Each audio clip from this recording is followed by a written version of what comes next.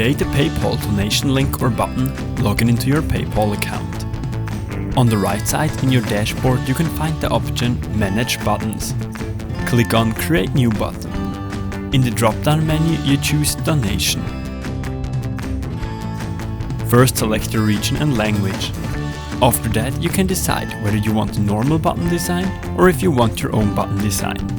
If you are creating just a link, then it doesn't matter. On the next page you can give some additional information about yourself if you want. Press again on Continue.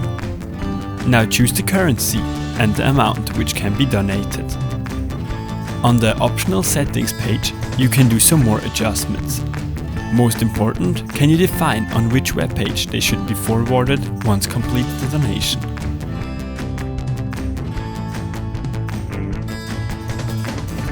Finally, press on Finish. Now you can see your HTML tag as well as your donation URL and the QR code. Hopefully this helps, and if you need additional information or tips and tricks, then check the description below. Good luck!